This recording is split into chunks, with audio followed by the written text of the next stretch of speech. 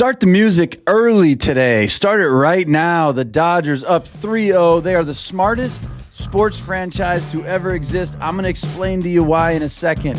Toronto Blue Jays and the Mariners are playing a battle of home field disadvantage, and it's fucking hilarious. This is the Hold My Ball podcast. Let's get to the show.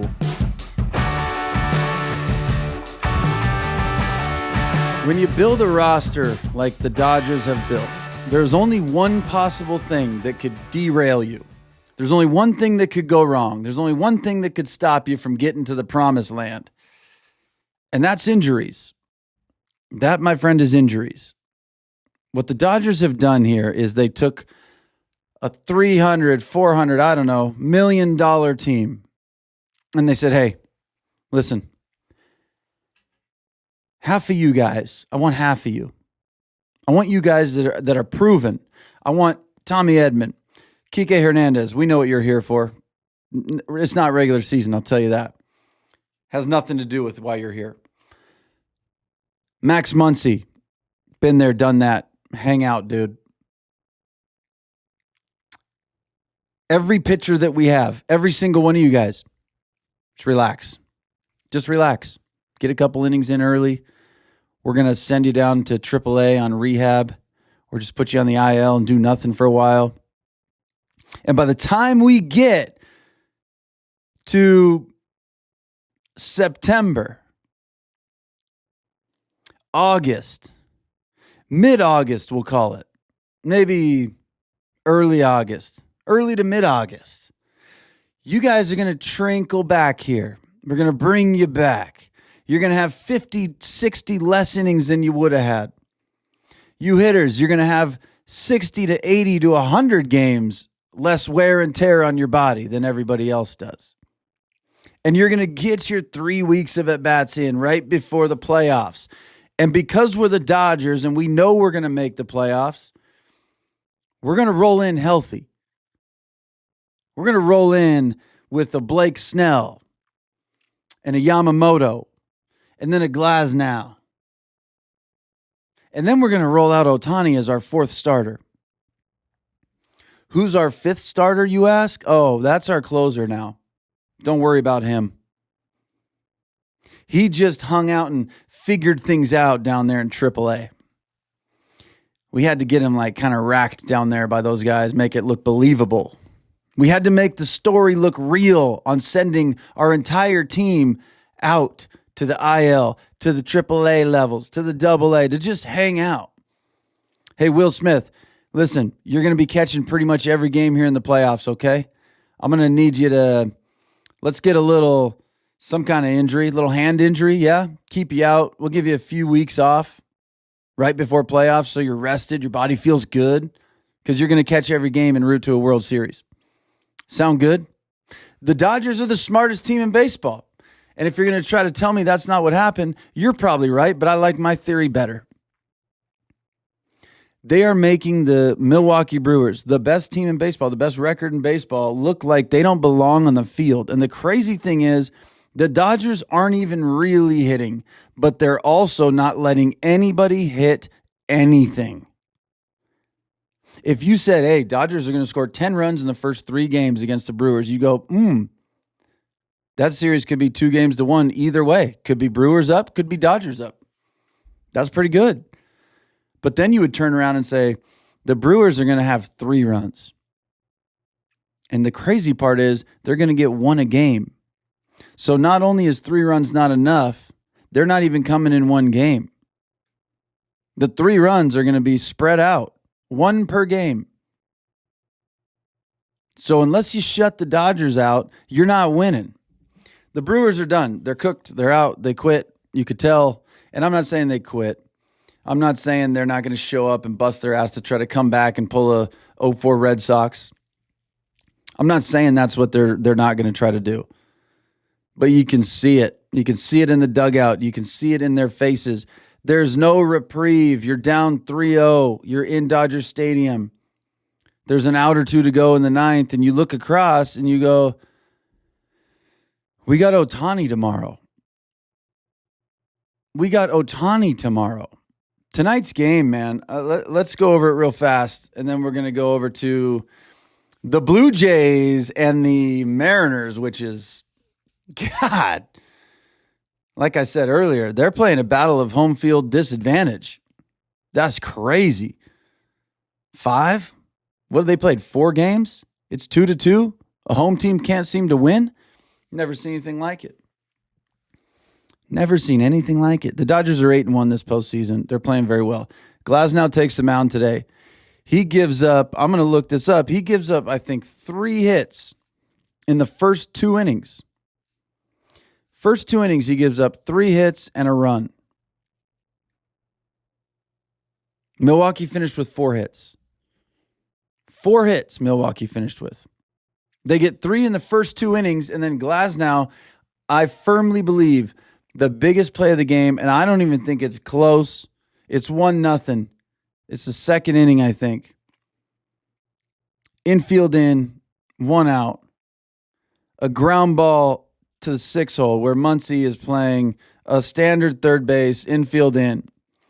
He slides, boom, spins while he's sliding, picks it up, throws a strike. They nail the guy at home plate. Biggest play of the game. You could see Glasnow visibly irritated, frustrated, annoyed with the way the game was going. You could see it. I said it right before the play. I said, man, I don't know. I don't know if he's going to handle this well. And Muncy makes that play. Saves a 1-run single. Turns it into a fielder's choice out at home on a tag play. It was beautiful. It was absolutely beautiful. But when I look at that play and I look at Glasnow's reaction, he knew. Glasnow knew how big of a play that was for him mentally. And then I see it. And all of a sudden, Glasnow he just locks in.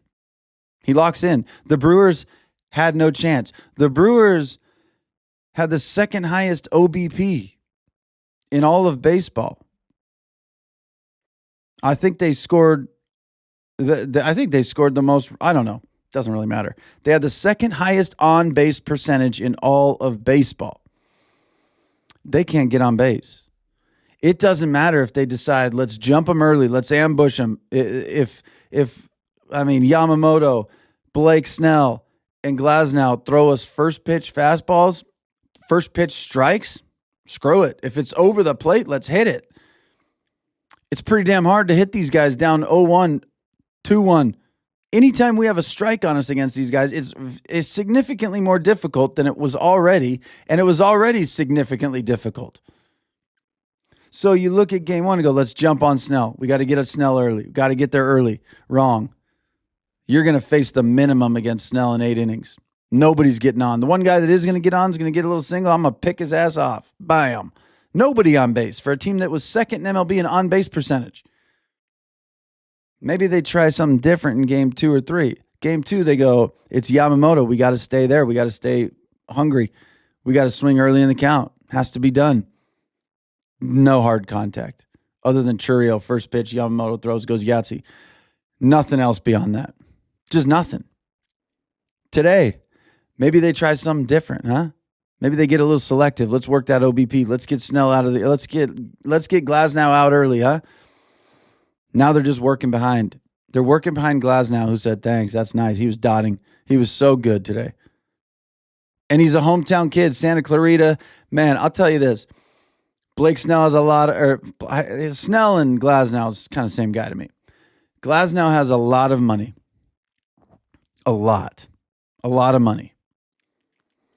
And in the post-game interview on the field, the reporter said, what does it feel like to be here in your hometown, putting on a performance like this? And he just lit up like a little kid, man.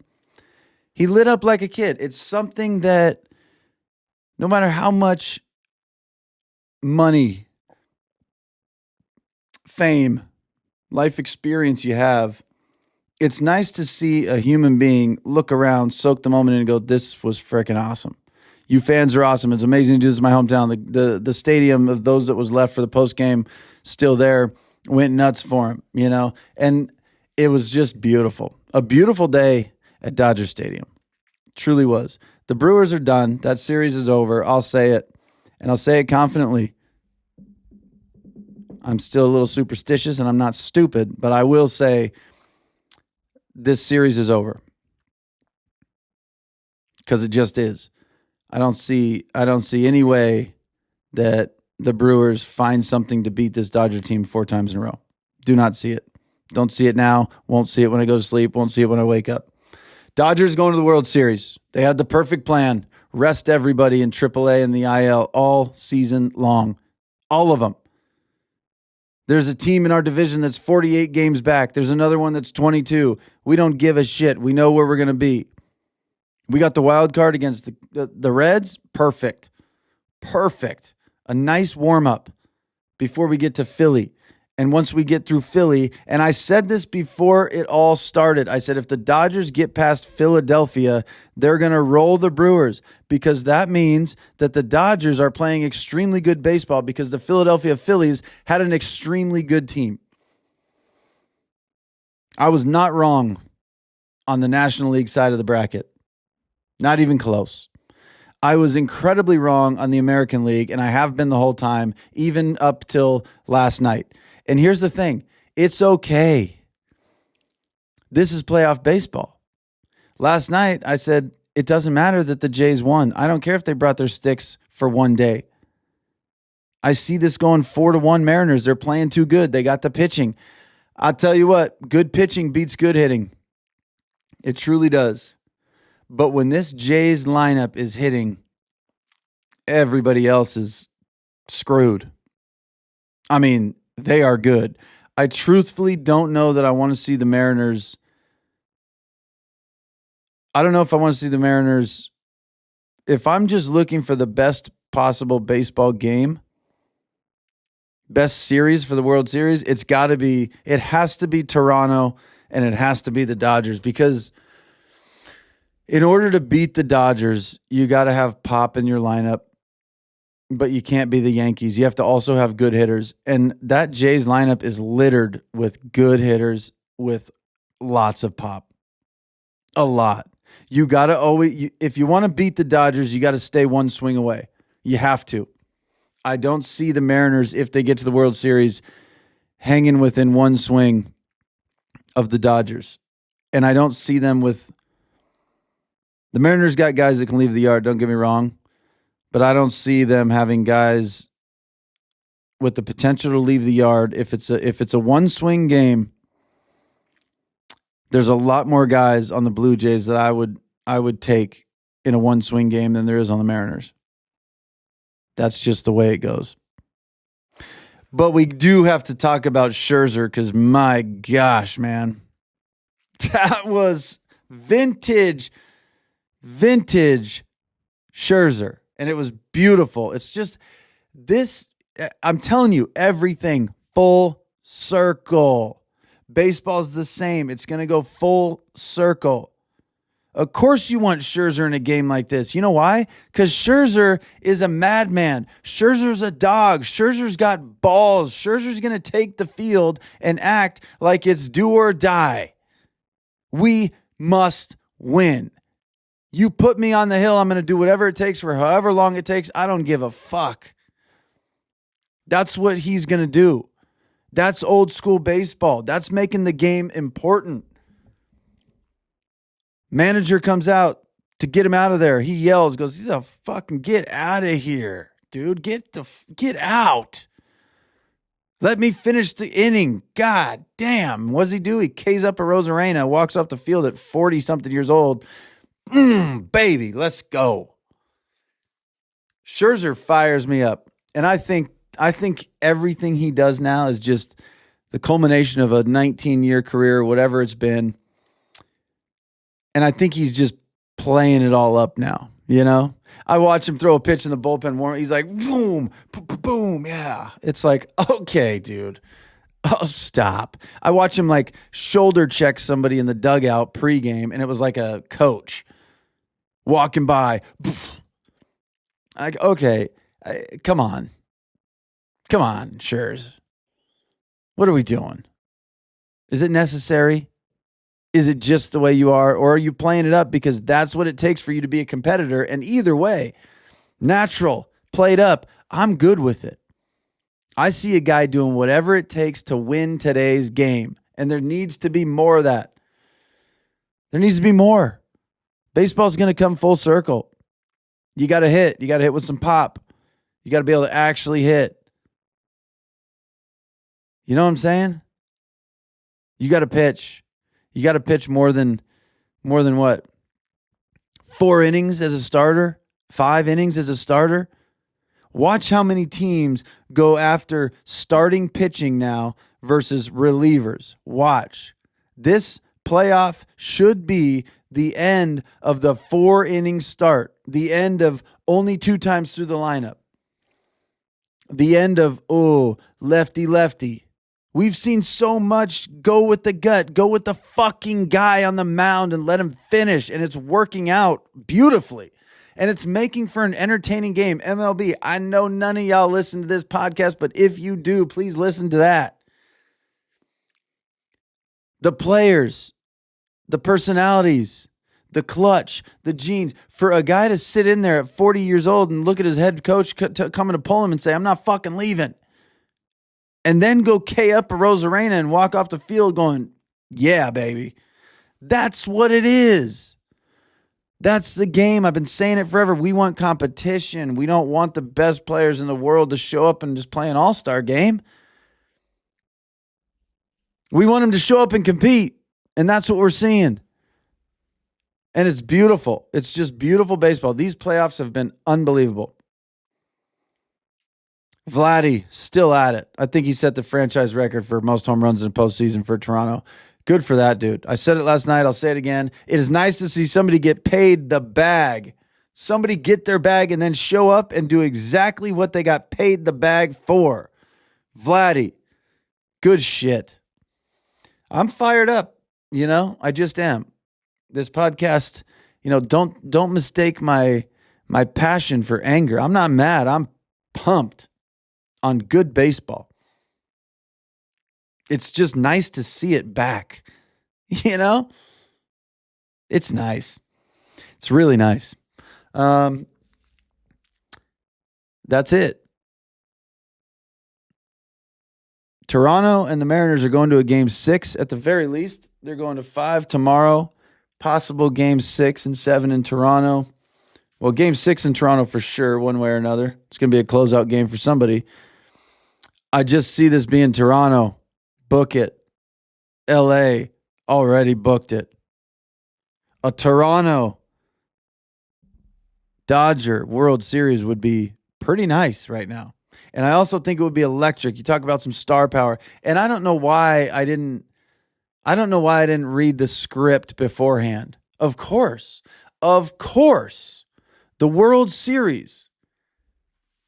Of course the World Series is going to feature Clayton Kershaw and Max Scherzer.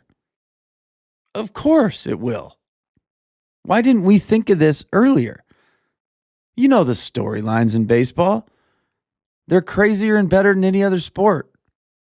Without a doubt, we are going to see Max Scherzer at 40-something years old and Clayton Kershaw at 40-something years old. First ballot, Hall of Famer, shoo-ins. If they don't get 100% of the vote, stupid. These guys are, of course, going to be on the big stage for the final time. And it's going to be incredible. Can't believe I didn't think about that. Can't believe it took me this long. I can't believe it took me watching Mad Max tonight going, that guy's going to the World Series. And on the other end, so is Clayton Kershaw. Might not pitch. Might not have any impact, but he's going to be there. They're going to be there.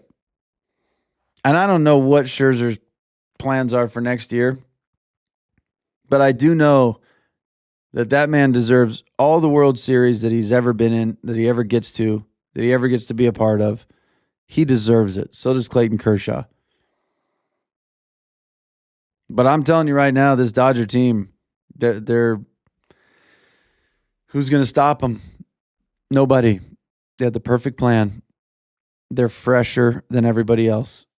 They use the IL like it was I don't know, a holding cell, you know? Like a holding cell. The Dodgers bullpen today, you know what they did? Rolled Vesia out there to shut down an inning like he does with all the energy in the world. Then they rolled Trinan out there. Then they rolled Banda out there. Then they rolled Sasaki out there. 0 runs. Maybe 1 hit. Yeah, 1 hit. Vesia gave up a dub piece. 1 hit from 3 1/3 from the Dodgers bullpen. That was the missing piece. They found it. What do you know? This is crazy, huh? All right, we're wrapping this thing up. If you've made it this far, I'm going to jump on a totally different note here. I posted a video today talking about playing some softball, wiffle ball, baseball with my daughter in the pouring rain the other day, and it's just stuck with me. And I don't care if 10 people or 10,000 people watch this video. I want you to hear. I decided as an adult to do something that I normally would go, nope, it's raining out there. Let's stay in here and play.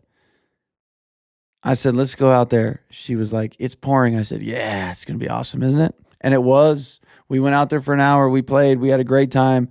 And for me, it was therapeutic, and I wasn't even looking for therapy. It just felt so good. It brought me back to like one of those moments of what else matters? Nothing. The answer is nothing. The people, the relationships, the ones we love, the family, the blood family, the people we make family. Nothing else matters. It really doesn't. So reach out and hug somebody today. Tell them you love them. Tell them you miss them. Call somebody you haven't talked to in a while. I know everybody says this all the time on stuff, but I just went through it, and it was just the greatest thing. It's like boosted my whole life for the last 3 days since we did that. And I just want other people to be happy as well. So thank you guys for listening. This is the Hold My Ball podcast. I am looking forward to a very blue World Series. And I'm looking forward to a World Series in Toronto and LA. And we're going to get it. And if you don't think we're going to get it, you're wrong. You're wrong. You're wrong. Start the music. Let's just name off studs while I get bounced out of here. Shohei Ohtani, Max Muncy, Mookie Betts, Tommy Edman, Freddie Freeman, Max Scherzer, Cal Raleigh, Julio Rodriguez, Polanco, Naylor. What else we got? I hope the music's already drowned me out.